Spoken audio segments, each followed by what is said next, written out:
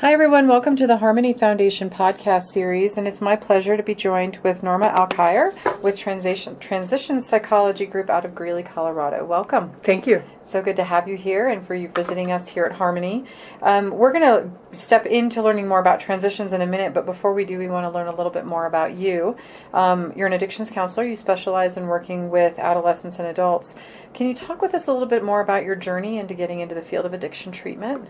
So what led me in this direction was growing up in a family with an alcoholic father, and addiction seemed to be very prevalent. And as a child growing up in that environment, feeling confused and wondering why addiction took priority over parenting, even as a kid, wondering that.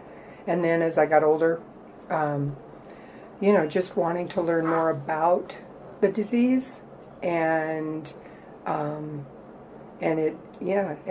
having three of my siblings also go down that road. So you've been exposed to it, but then also see the benefits of getting into recovery as well. Absolutely, yeah, absolutely. And I didn't see that with my own family, so I think that's why it's been awesome working in the field and helping people to find something to help them. It's interesting, the number of people that I've spoken to who work in addiction. I'm the same way. Is that most of us don't wake up and say, I really want to work in the addictions field. It's more it picks you than you pick it, right? And oftentimes it's from personal experience, and many times it's just giving back, which is really important. What would you say are some of the success stories you can share in the work you've done with people in recovery? I guess I don't really look at them as, I definitely look at the success stories that people are on, but they're not my success stories. It's just more about helping them to find some direction and really, being on that journey with them, as they pursue these options and, providing support and encouragement. And I feel like there have been many, and even ones that I was not directly involved in, that I can look at and just be in awe at how hard people have worked to maintain their recovery, and I learned so much from those folks. Yeah, I feel the same way. It's interesting because so much of the news sensationalizes the addiction part, but we always struggle to find the success stories of those that are living a really long and amazing life in sobriety. And so, we want to focus more on that so that people know that it's possible. Yes. Because a lot of people don't realize that it's possible because all they see is the negative and the consequences of the disease. So if someone were to come into your practice and want to participate in treatment with you, what would that look like? What are some of the areas that you specialize in? Are you doing cognitive behavioral therapy? Are you doing any EMDR? I do cognitive behavioral therapy. I focus a lot on trauma work.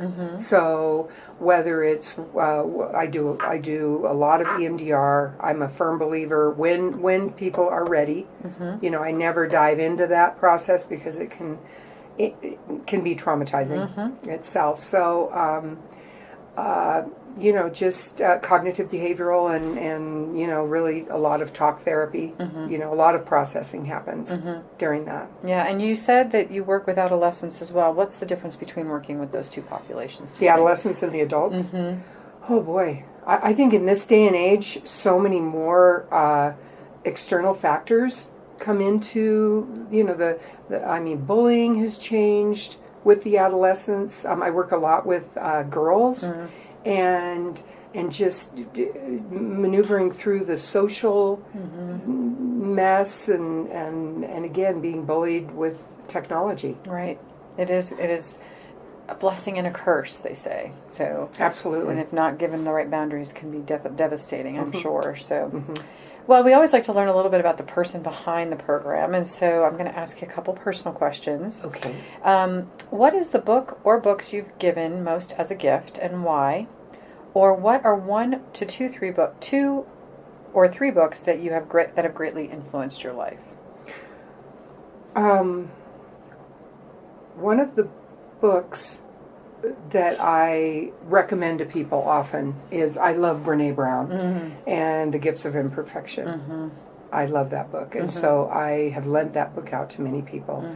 And interestingly, I have also lent my big book of Alcoholics Anonymous out to a lot of people. That was given to me years ago, and I'm pretty stingy with it, but I've probably lent it to a dozen people, and they always return it. So those are great books to give away. And if I were to play off the idea of the word harmony, what do you think it means to live a life in harmony? I think it means living in peace, unity. I like that. It's true. And if someone were wanting to access services at Transitions Psychology Group, how could they get in touch with you? Well, my cell phone number is on my business card. Okay. And so oftentimes I will get text messages from folks or phone calls, just saying, hey. And I also I run an ad on Psychology Today for Northern Colorado. So you can access me. I have a bio. It tells all of the different insurances that I take. And then my office number. Do you want me to give you that? Yes. It is 970-336-1123. Wonderful. Well, thank you so much for taking the time to visit us here, and we look forward to continuing our partnership with you. Great. Thank you.